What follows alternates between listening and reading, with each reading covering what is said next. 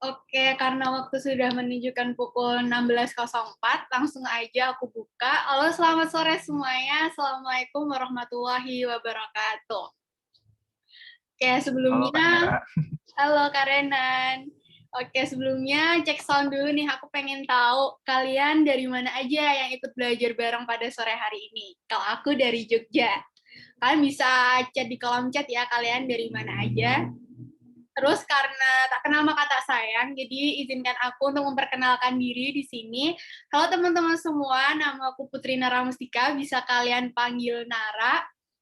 Kesibukanku sekarang sedang berusaha survive di Fakultas Hukum Universitas Gadjah Mada. Dan pada malam hari ini, pada sore hari ini aku senang banget karena berkesempatan buat membersamai teman-teman semua belajar geografi bareng Kak Renan. Sedikit gambaran tentang belajar bareng pada sore hari ini.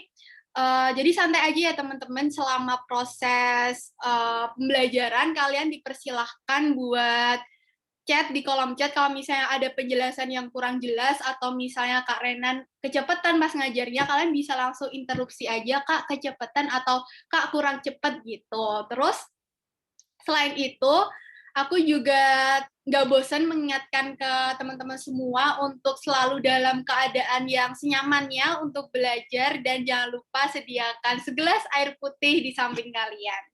Oke, karena usaha tanpa doa itu sombong, marilah kita buka belajar bareng pada sore hari ini dengan berdoa menurut agama dan kepercayaan masing-masing. Berdoa dipersilahkan.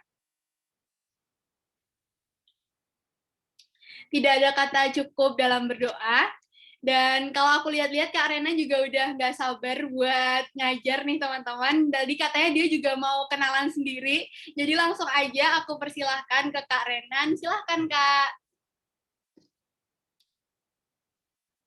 Ya, halo teman-teman. Suaraku masuk ya, kedengaran dengan jelas ya, teman-teman. Jadi sebelumnya kenalin ya, namaku Ramji Renanda.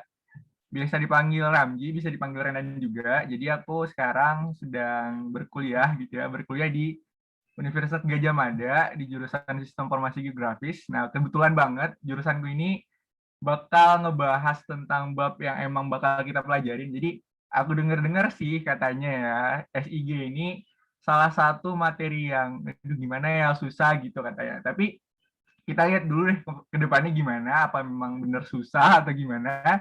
Jadi teman-teman mungkin nanti kalau memang ada yang pengen ditanyain atau mungkin udah punya soal nih, kemarin aku tuh punya soal SIG loh tentang SIG, tapi aku belum bisa jawab. Itu nggak apa-apa disiapin dulu dari sekarang. Jadi nanti kita bisa diskusi bareng di akhir sesi gitu ya Kak Nara ya. Jadi mungkin itu aja kalau overview singkat atau perkenalan singkat dari aku. Kesibukanku ya sekarang ya kuliah, berorganisasi. Ya itu aja sih kalau dari aku. Ya semoga teman-teman di sini bisa enjoy dan bisa nerima materi yang aku kasih itu dengan baik gitu ya teman-teman. Aku mulai aja langsung, Nara, atau gimana? Oke. Jadi emang sesuai jadwal ya. Kita ini udah H-15 nih teman-teman UTBK udah. Jadi emang udah bentar lagi gitu ya teman-teman bakal apa ya? Berjuang lagi. Setelah kemarin itu ada mungkin beberapa dari teman-teman itu yang aduh Kak aku kemarin nggak lolos loh SNMPTN. Chill, santai aja. Nggak apa-apa, santai. Kita masih punya banyak jalur. Aku sendiri ya, ini apa ya? Intermezzo dikit lah, aku sendiri juga kemarin apa ya lolosnya itu di akhir banget. Jadi aku lolos di ujian mandiri UGM dan emang itu apa ya salah satu jalur terakhir lah untuk mendapatkan PTN waktu aku daftar. Jadi emang udah santai aja. Yang penting kalian be your best. Yang penting belajar aja gitu, nikmatin aja semuanya. Yang penting teman-teman semangat gitu ya teman-teman. Oke, langsung aja. Kita bakal ngebahas sistem informasi geografis. Nah, di sini aku udah bikin PPT-nya gitu ya. Kalau teman-teman lihat di bawah ini, bentar, kelihatan nggak ini? Nah, aku pakai ini deh, laser pointer. Nah, di bawah ini kan ada aku cantumin nih beberapa simbol. Mungkin teman-teman belum tahu ya, aku kenalin aja. Jadi, pengenalan secara umum ini sebelum materi, ini gak usah dicatat dulu teman-teman. Ini kayak kita biar nyambung nih ngomong ke depannya. Jadi nanti itu sebenarnya sistem informasi geografis itu banyak menggunakan software-software gitu, atau teman-teman itu biasa mengenal itu kayak aplikasi gitulah untuk untuk implementasi dari SIG itu sendiri. Nah, jadi aku cantumin di sini beberapa aplikasi gitu ya, perangkat lunak atau software yang bakal dipakai di SIG. Nah, jadi emang otak utama dari SIG itu emang dari pakai software gitu. Jadi output-nya udah sering banget sih ini teman-teman pakai. Jadi mungkin teman-teman juga nggak sadar sebenarnya tiap hari itu pakai SIG nih. Jadi teman-teman itu sebenarnya kalau emang lihat ya, Google Map itu merupakan salah satu output SIG gitu yang paling sering digunain gitu. Jadi teman-teman waktu mau mesen Gojek gitu kan, mau mau nge-GoFood gitu kan, teman-teman harus milih lokasi-lokasinya gitu ya. Dan itu merupakan salah satu penerapan SIG. Nah, jadi bakal gimana ke depannya nanti kita bahas fungsi dan komponen-komponen lain di SIG gitu ya teman-teman ya. Oke, yang pertama ada table of content. Jadi di sini ada pengertian SIG ya umum lah ya. Sebagaimana materi ya istilahnya pengenalan materi, tak kenal maka tak sayang. Jadi kita memang harus kenal dulu sih sebenarnya apa sistem informasi geografis itu, terus fungsinya dan manfaatnya apa sih. Ngapain nih belajar susah-susah gitu kan, kompleks banget belajar, ngapain kalau nggak ada gunanya gitu kan. Terus yang ketiga ada komponen-komponen SIG sama sumber data, terus jenis data dalam SIG, baru nanti kita ngadain kalau dari aku sih kayak sharing gitu, mungkin diskusi sama teman-teman.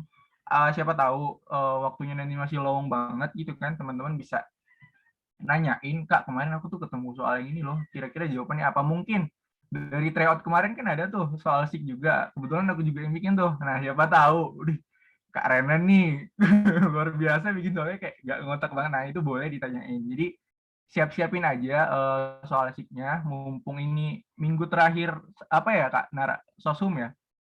Iya ya? Iya kan? Nah itu jadi teman-teman boleh deh nanya sebanyak-banyaknya tentang SIG, kita diskusi bareng gitu.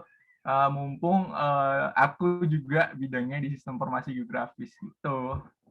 Oke, yang pertama ini sama sih, intermezzo dikit lagi. Kenapa sih SIG itu penting gitu ya? Jadi menurut suatu studi, ini nggak usah dicatat ya teman-teman, nanti takutnya dicatat semua, tapi nggak apa sih, bebas. Ini kan ilmu kan. Jadi emang 80% dari keseluruhan data di bumi ini merupakan data spasial gitu ya. Apa sih data spasial itu? Udah teman-teman sendiri udah tahu lah ya kalau belajar geografi itu data spasial yang nggak luput dari geografi gitu. Data spasial kan data keuangan ya. Jadi nggak usah dipakai data juga sebenarnya kita bisa bisa membayangkan aja gitu. Emang iya sih kalau misalnya teman-teman kalau keluar dari ruangan teman-teman sendiri kan itu udah sebuah data ya. Misalnya teman-teman mau ke sekolah gitu, itu kan ada beberapa ruangan gitu kan. Itu merupakan salah satu data spasial juga sebenarnya. Misalnya teman-teman ada di kelas 12A gitu kan. Itu salah satu cabang dari data spasial gitu. Makanya bisa dibilang mungkin ya seluruh aspek dari kehidupan manusia itu kan emang jelas ya, kita kan hidup di suatu ruangan kan, nggak mungkin teman-teman ya menghilang dari permukaan bumi kan nggak mungkin tuh. Nah, jadi emang kenapa fungsi SIG itu emang harus dipelajari atau emang harus digunakan gitu. Karena emang dari terus yang kedua memudahkan perencanaan wilayah gitu. Jadi mungkin teman-teman di sini ada nih yang pengen masuk PWK gitu ya, pengen perencanaan wilayah. Jadi nanti itu kalian misalnya nih masuk PWK itu mostly mungkin bisa menggunakan SIG gitu. Jadi nanti teman-teman itu bisa memetakan gitu ya daerah-daerah yang emang ideal lah untuk membangun suatu kawasan yang emang strategis gitu menggunakan SIG. Jadi teman-teman itu nggak harus survei ke lapangan langsung, jadi emang bisa menggunakan sistem informasi geografis gitu. Terus sebagai media untuk aktivitas bisnis. Nah ini yang menarik nih. Mungkin teman-teman juga nggak expect ya bisnis itu bisa dipakai di SIG. Jadi teman-teman fun fact-nya nih, teman-teman dosen dari jurusanku itu kebanyakan ngajar ada juga yang ngajar di Fakultas Ekonomi Bisnis, di Departemen Ekonomi Bisnis untuk penerapan sistem informasi geografis. Jadi nanti kita bakal bahas ke belakang kok bisa sih SIG ini emang jadi aktivitas bisnis gitu ya. Terus yang terakhir nggak terakhir sih, ini sebenarnya banyak banget. Ada media untuk penelitian. Jadi teman-teman misalnya nanti udah berkuliah gitu kan di geodesi, di geografi, jelas lah geografi ya.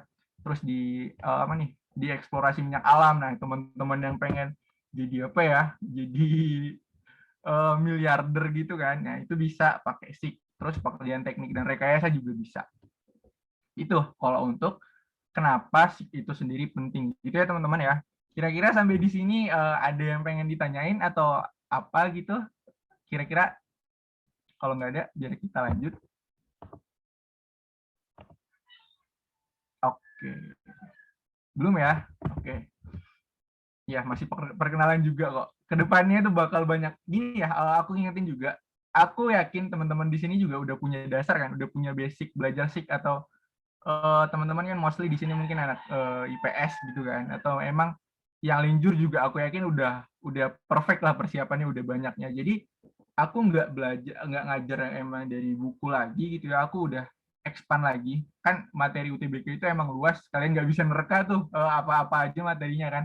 Jadi aku bakal bikin penerapan aplikatif gitu. Jadi teman-teman nggak hanya belajar teorinya di sini, nanti aku tunjukin gitu ya sebenarnya fungsi-fungsi dari SIG itu secara nyata itu apa gitu ya teman-teman. Oke, next. Nah, ini masuk pengertiannya nih. Sebenarnya aku nggak pengen teman-teman dari awal aku ingetin, nggak mau aku teman-teman itu ngafalin gitu ya. Makanya aku dari tadi itu nggak usah dicatat, nggak usah dihafalin gitu. Kita di sini kayak diskusi bareng aja.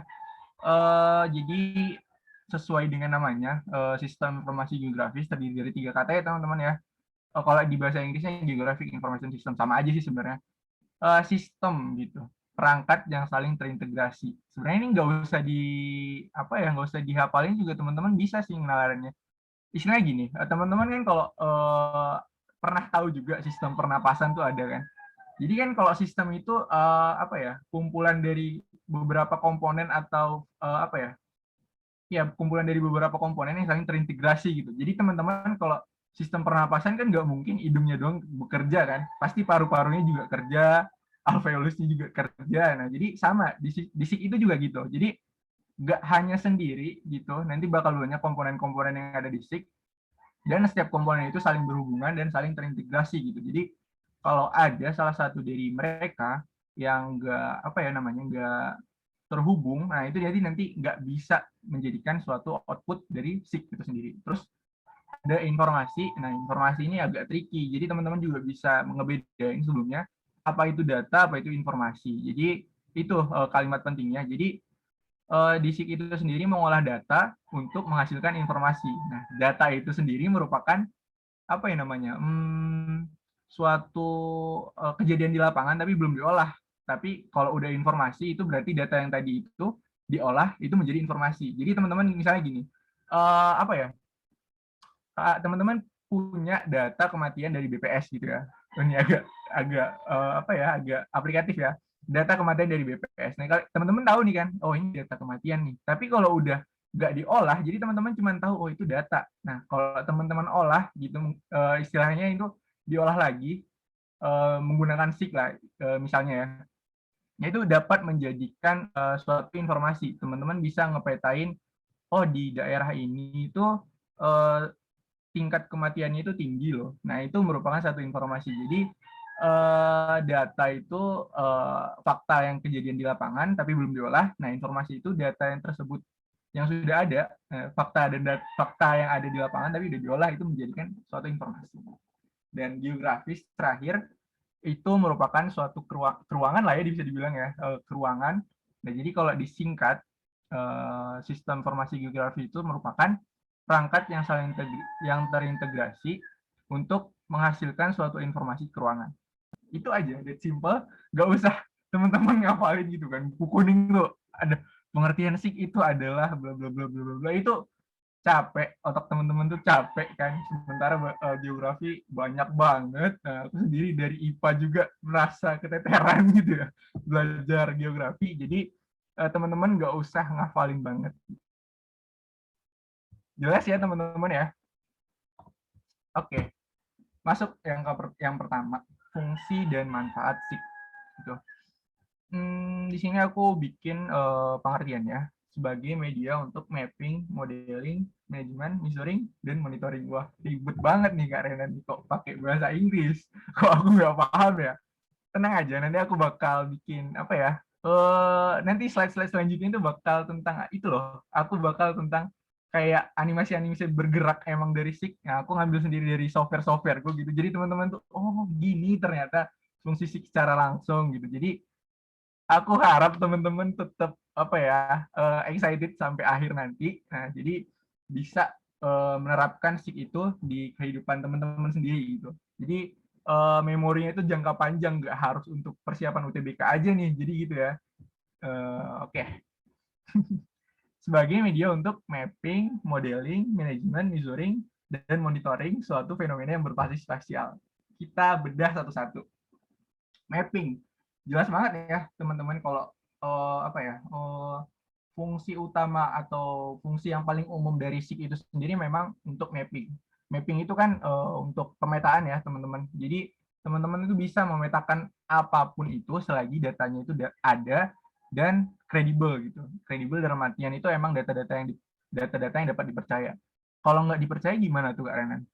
Misalnya nih teman-teman masukin data penduduk Indonesia itu kurang dari 100.000 jiwa. Itu kan emang nggak make sense ya. Nanti kalau teman-teman masukin ke SIG itu jadi datanya itu emang nggak kredibel. Itu datanya nggak tahu dari mana tuh asal muasalnya. Jadi untuk pengolahan SIG sendiri itu membutuhkan data-data yang kredibel untuk menghasilkan suatu mapping. Nah, jadi emang fungsi yang paling umum gitu teman-teman yang bisa bayangin yang paling utama itu ya emang untuk pemetaan gitu.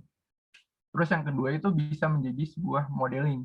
Modeling dalam artian di sini modeling itu teman-teman tuh bisa apa ya mensimulasikan bencana gitu. Jadi nanti teman-teman misalnya nih kalau di suatu daerah itu ada bencana banjir nih kira-kira luasan atau genangan banjirnya itu bisa sampai mana sih kalau pakai SIG itu bisa. Jadi teman-teman itu nanti bisa menggunakan SIG untuk apa ya simulasi bencana gitu. Itu yang kedua. Terus yang ketiga itu ada manajemen. Jadi udah aku sampaikan tadi sebelumnya ya, data SIG itu emang kompleks banget. 80% dari data di keseluruhan bumi gitu ya. 80%-nya itu emang data spasial dan emang itu butuh di manajemen. Jadi emang ini salah satu fungsi dari SIG itu ini untuk memanage data-data yang banyak tersebut. Terus yang keempat ada measuring.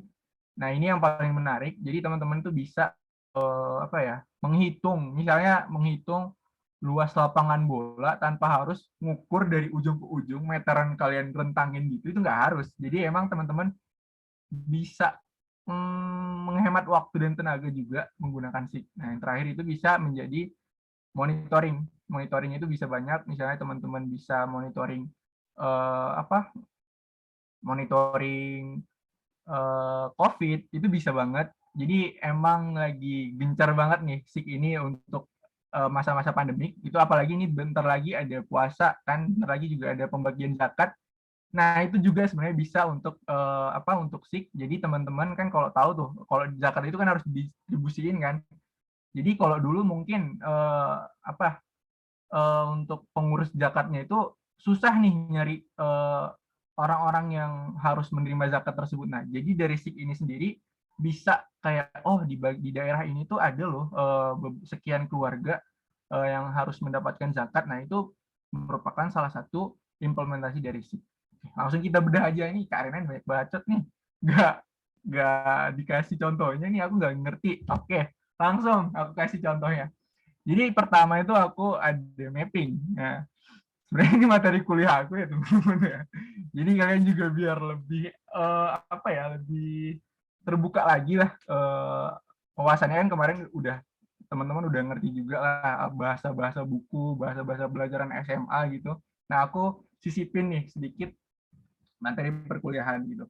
Nah, jadi fungsi SIG itu bisa sebagai pemetaan. Jadi kalau teman-teman lihat di sini itu kayak ada beberapa lapisan-lapisan gitu ya teman-teman. Jadi kalau teman-teman bayangin juga di bumi itu kan nggak satu fenomena aja ya. Misalnya teman-teman itu nggak hanya rumah teman-teman aja gitu di bumi ini. Kan masih banyak lain, ada komponen jalan, ada komponen hutan dan lain-lain. Nah, itu harus dipetakan masing-masing layer dulu. Nah, nanti kalau udah dibikin ada layer-layer kayak gini, kalau ditimpain itu bakal ngasilin suatu peta gitu. Nah, jadi keunggulan SIG itu sendiri, jadi teman-teman tuh bisa membuat peta sesuai dengan keinginan teman-teman.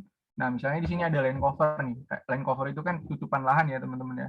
Terus ada mana lagi nih? Ada soil suitability, terus banyak lagi ada root suitability. Nah, itu jadi teman-teman nanti bisa kayak lihat nih, rumahku ini jauh loh dari jalan. Nah, itu bisa teman-teman petain juga dari SIG gitu. Jadi intinya bisa memetakan dari beberapa peta-peta tematik gitu ya, teman-teman. Udah belajar juga kan peta tematik. Jadi misalnya ada peta kerawanan bencana ditimpain sama peta permukiman. Nah, itu nanti bisa di compare, oh ternyata di rumahku itu rawan bencana loh.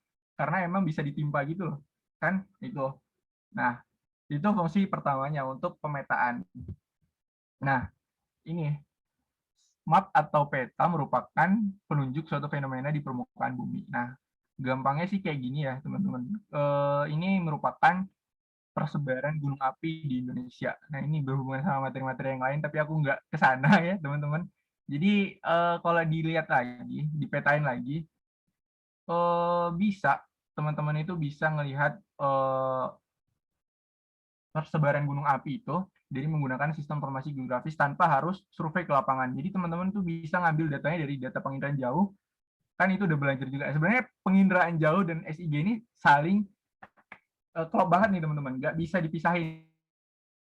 Namanya penginderaan jauh dan sistem informasi geografis, tapi itu dulu D3 kan, ini sekarang udah di-expand ke D4, jadi emang belajar SIG aja. Nah, itu memang nggak bisa dipisahin sebenarnya. Jadi untuk dapetin data-data spasial ini, kayak data-data ini, permukaan Indonesia itu butuh dari data penginderaan jauh salah satunya. Nah, dari situ kita nggak perlu harus bayangin aja nih, dari Aceh ke Sorong, Papua itu kan butuh waktu, butuh duit juga. Nah, itu istilahnya teman-teman tuh jadi banyak ruginya lah gitu kan. Nah, jadi dengan SIG itu teman-teman bisa potret dari udara dulu, terus teman-teman olah dari sistem informasi geografis yang udah aku sampaikan tadi, dari software-software yang ada gitu. Nah, nanti aku bakal contohin lagi ke belakang. Terus, nah ini ada modeling. Nih, ada modeling. Nah, di sini aku mau nyimulasiin banjir gitu ya, teman-teman. Jadi ini bisa dilihat, ini merupakan salah satu output dari sistem informasi geografis. Bentar, ini kok nggak bisa display ya? Nah, nih, kalau teman-teman lihat nih, air yang dari sini itu bisa gerak. Nah, lama-lama itu gerak. Tuh, gerak sampai ke dataran yang emang udah nggak bisa lagi dialirin gitu. Nanti aku jelasin gimana sistemnya.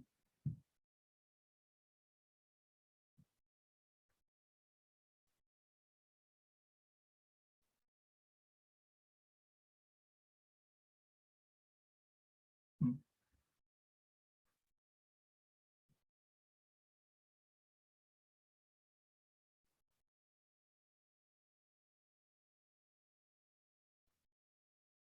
Nah, gitu ya.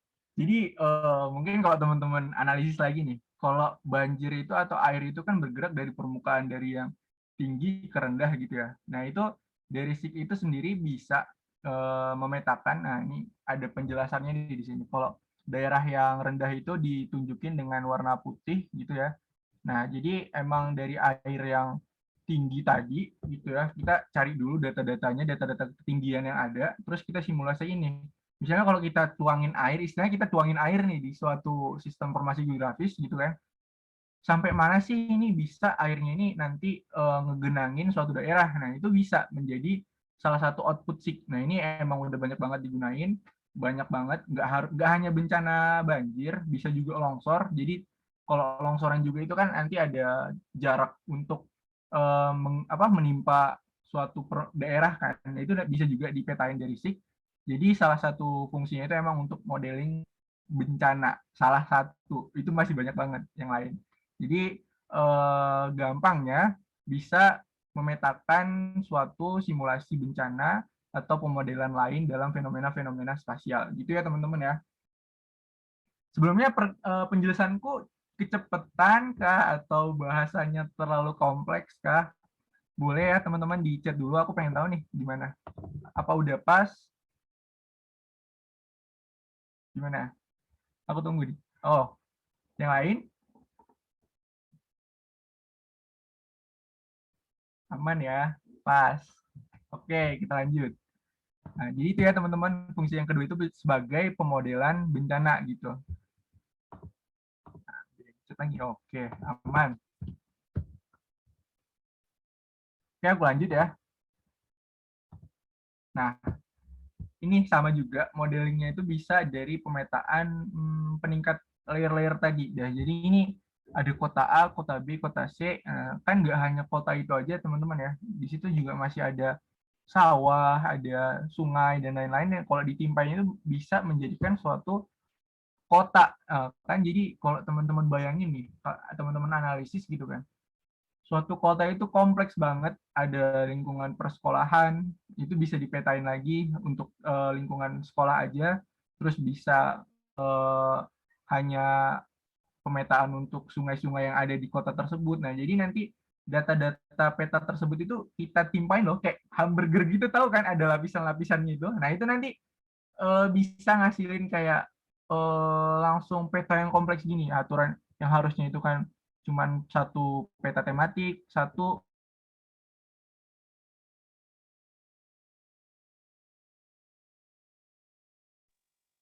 Oke, kayaknya ini ya guys, Kak Renan baru ada kendala mati listrik. Saya kayak gelap gitu tadi, cerah. Mungkin kita tunggu dulu ya. Mungkin Kak Renan mau switch ke pakai data. Kita tunggu dulu guys. angka gitu. Terus data kualitatif ya data-data yang seperti kayak menunjukkan ini daerah Provinsi Yogyakarta, terus kode ini juga kode kecamatan, biarpun ini berbentuk numerik tapi ini bukan data ini ya, data kuantitatif ya. Soalnya apa? Data kode kecamatan ini kan merupakan informasi juga kan, tapi berbentuk numerik, bukan semuanya mentang-mentang dia angka gitu bisa, oh ini data kuantitatif nih, udah pilih aja gitu di UTBK tuh salah nanti takutnya kan. Nah itu, jadi bisa teman-teman juga bisa analisis juga data-data kuantitatif tuh yang emang data numerikal, yang emang datanya itu berdasarkan data-data angka gitu. Itu ya kuantitatif. Nah kualitatif itu data-data yang menunjukkan suatu daerah tersebut, atau istilahnya itu kayak penjelas dari data-data yang ada. Nih, misalnya kalau aku tutup nih sebelah sini kan, data-data kualitatifnya. Teman-teman cuma disuguhin cuman data-data kuantitatifnya. Teman-teman kan nggak tahu nih, ini kepadatan penduduk mana, gitu kan nggak tahu ya. Jadi perlu juga antara data kualitatif dan kuantitatif gitu. Kira-kira pusing atau gimana? Boleh dicerna dulu perkataan aku tadi. Kira-kira gimana? Jelas fungsi dari data kualitatif dan perbedaan-perbedaannya, teman-teman sekalian? Atau masih ada yang bingung? Ditanyain aja ya, misalnya aku kecepatan atau ada kendala atau apapun itu, di chat aja gitu. Kak, aku nggak bisa nih ngikutinnya, cepet banget. Oke, aku bingung. Bingung apa nih bedanya? Bingung yang mananya nih? Boleh? Oh, perbedaan lain. Aku pikirin dulu ya. Kalau kualitatif tuh, gampangnya gini. Kalau data kualitatif itu menjelaskan suatu peta, ini kan masih peta kosong nih. Bentar aku ke slide sebelumnya ya. Nah, ini kan data kosong nih. Kita nggak tahu ini daerah mana-mana aja sih. Ini nggak tahu kita tadi kecamatan Semanu yang mana, kecamatan Panggang itu yang mana, nggak tahu. Nah, itu merupakan data kualitatif. Jadi, datanya itu menjelaskan suatu permukaan geografis. Emang dia itu menunjukkan identitas lah, gampangnya itu identitas. Jadi misalnya tadi kayak ada kode kecamatan, itu kan pasti beda tiap kecamatannya kan. Terus ada lagi tadi apa lagi nih? Ada kode kabupaten. Nah, itu kan juga berbeda antara tiap kabupatennya. Itu masuk ke data kualitatif. Ingat ya, data yang untuk mengidentifikasi. Jadi itu masuk ke data kualitatif. Nah, untuk kuantitatifnya itu merupakan data-data kayak jumlah penduduk, kayak tingkat kematian atau jumlah dokter dan lain-lain sebagainya. Itu merupakan data-data kuantitatif. Nah, sampai situ bisa dimengerti nggak? Bisa. Masih bingung atau gimana? Bisa ya? Udah jelas ya? Gimana tadi Dina yang nanya tadi gimana? Masih bingung? Cukup. Oke, siap. Kak mau SS yang jenis 2 tadi. Yang mana? Yang ini? Bentar. Yang ini? Atau yang ini? Yang ini ya, pertama. Boleh nih di SS.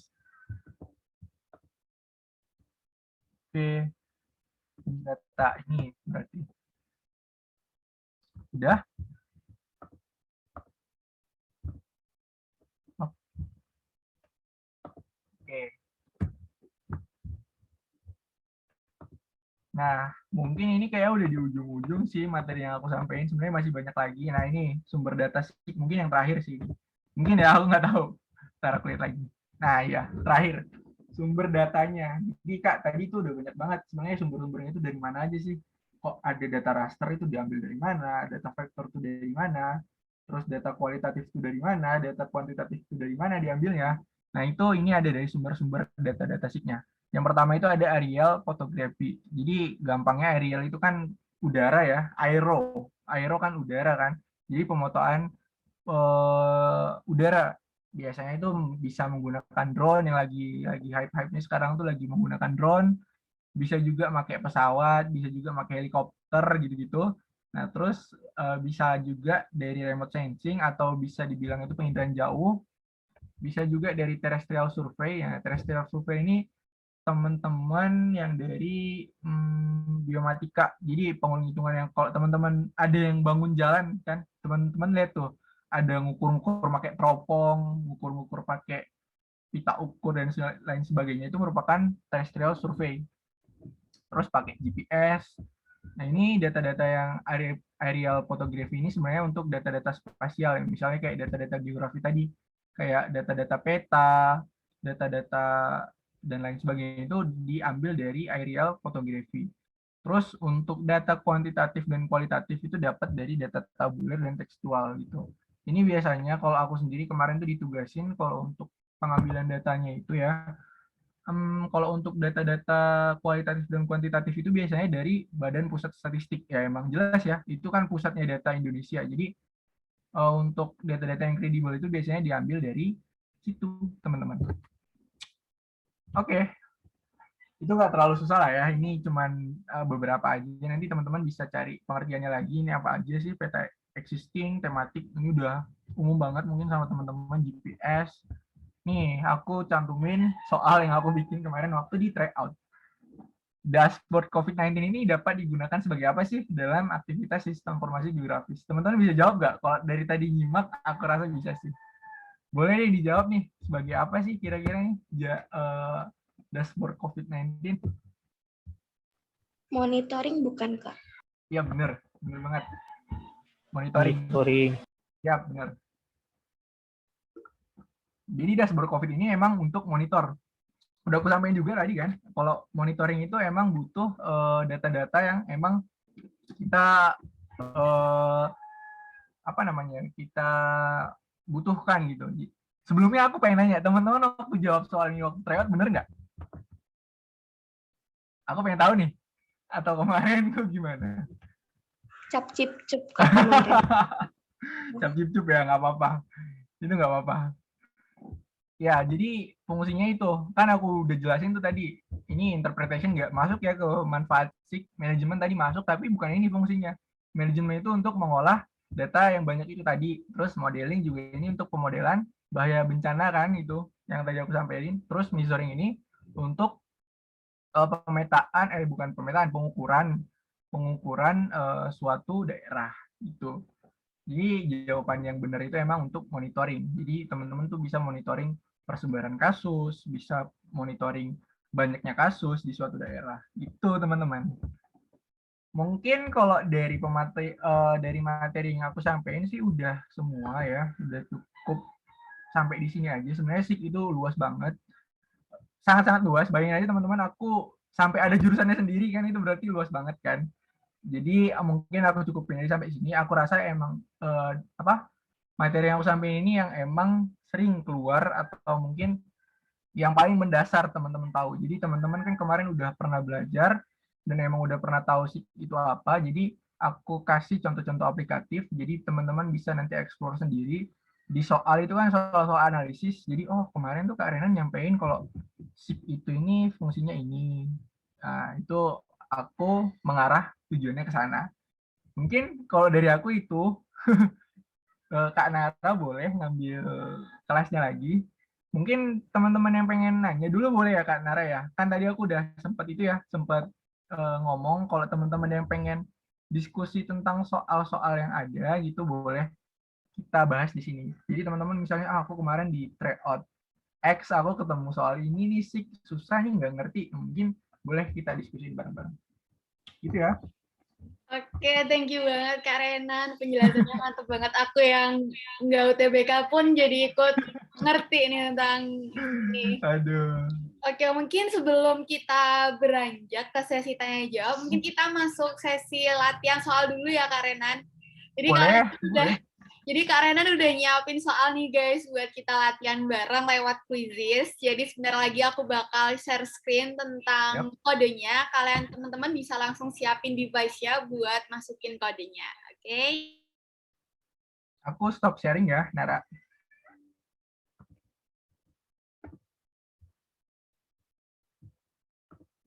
Oke, buat link-nya udah aku share di kolom chat. Buat kodenya OTW ya teman-teman. Oke. Nah, ini kodenya. Jadi udah boleh. Nih, Amin udah join nih. Semangat banget ya, Amin. Amin.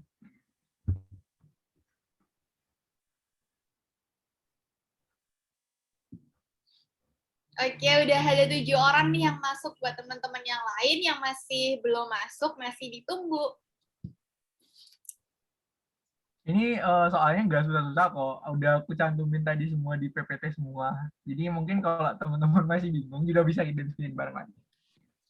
Bener banget nih guys. Jadi karena setelah quizzes nanti ini juga soalnya bakal dibahas sama Kak Renan. Yap. Jadi sekaligus buat review-review tentang materinya tadi. Jadi jangan Bener. sampai kalian kelewatan buat join. Bener banget. Masih 15 nih, yang lain dong. Masih ada 20 orang lagi yang lain. Makasih ya teman-teman udah nyimak dari awal sampai akhir aku ngomong gitu ya, terus-terusan. Semoga teman-teman juga lancar nih UTBK-nya, amin. Amin. Nih, yang join didoain ini loh, UTBK-nya lancar. Tapi yang nggak join juga semoga tetap lancar ya. Tapi biar lebih lancar lagi nih. Iya, Rami.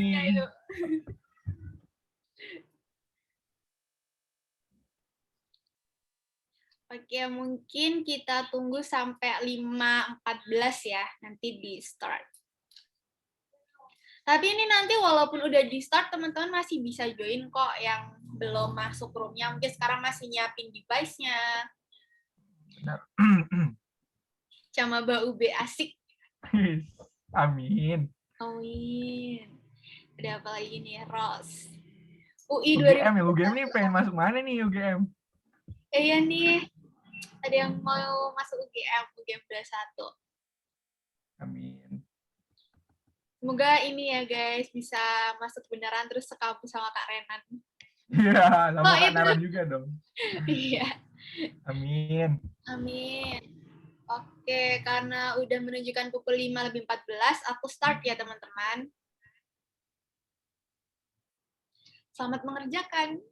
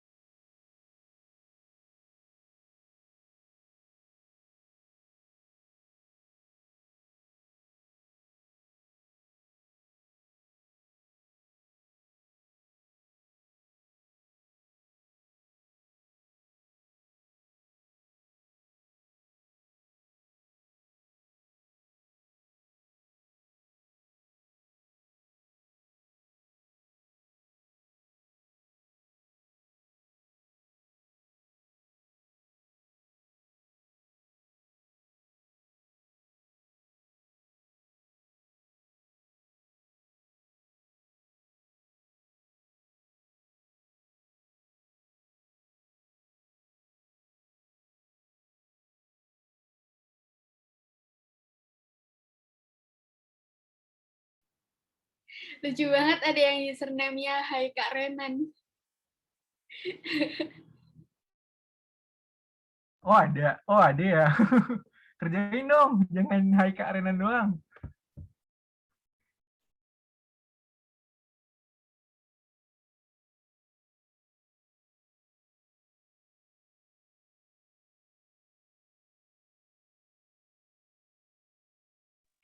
Kak, boleh tanya enggak?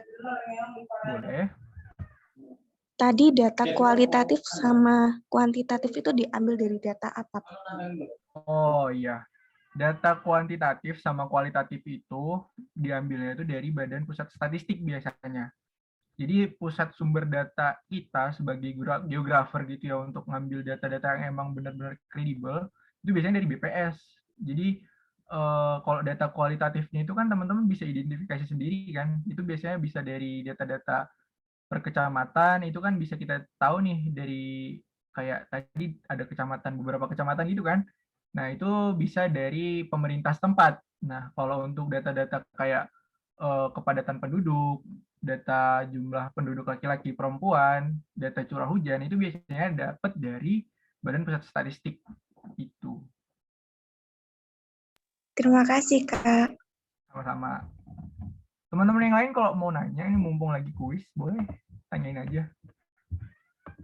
Atau terlalu gampang? Ada opsi salah.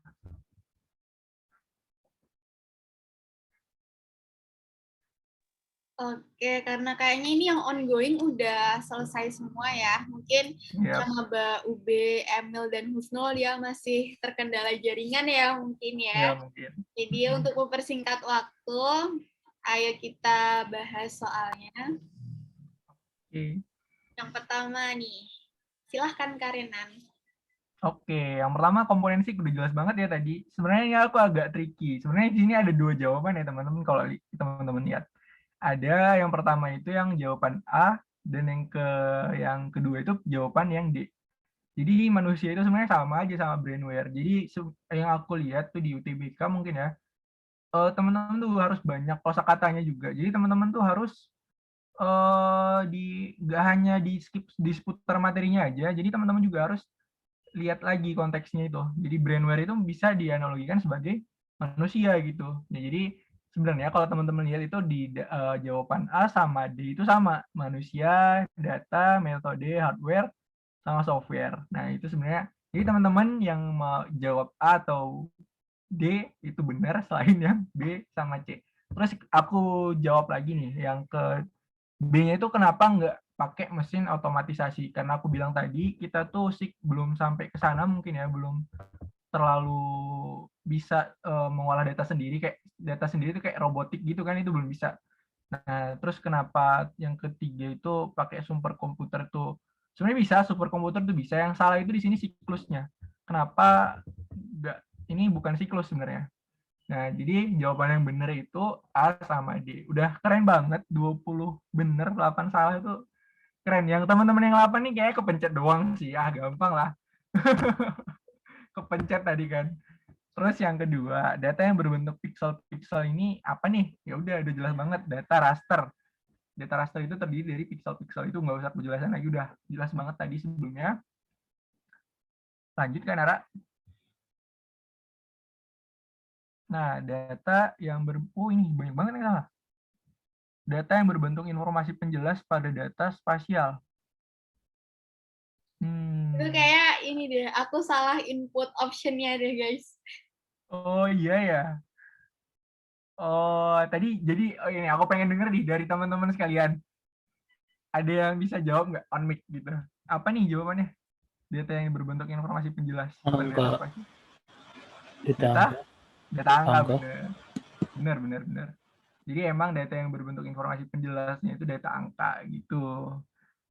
Kira-kira dari penjelasan tadi, teman-teman pengen nanya apa nih? Atau gimana nih Kak Nara? Kita bakal ngapain lagi nih? Ya nih, sekarang kita masuk ke sesi yang paling asik. Jadi sekarang sesi tanya jawab. Jadi buat teman-teman dipersilahkan kalau misalnya masih punya keresahan geografi. Atau Iya, benar. di luar itu juga boleh deh. Di luar Boleh geografi banget. juga boleh tanya-tanya. Ya, kita diskusi santai aja. Malu-malu Oh, ya guys. ada yang nanya nih, materi ini di UTBK sering keluar nggak sih, Kak? Kalau aku lihat di persebarannya ya, SIK ini jarang sebenarnya keluar. Tapi biasanya keluar tuh susah. Masuk ke materi yang aku lihat itu dari salah satu bimbel gitu ya. Jarang keluar, tapi biasanya kalau keluar tuh susah. Jadi teman-teman kan bisa curi poin juga nih. Misalnya kan IRT, teman-teman kalau misalnya dapat soal SIK dan benar, nah otomatis nilainya tinggi dong. Nah, tapi ya belajar-belajar dikit nggak apa-apa lah. Aku juga tadi kan nggak sepaneng banget lah jelasinnya kan. Kayak ya udah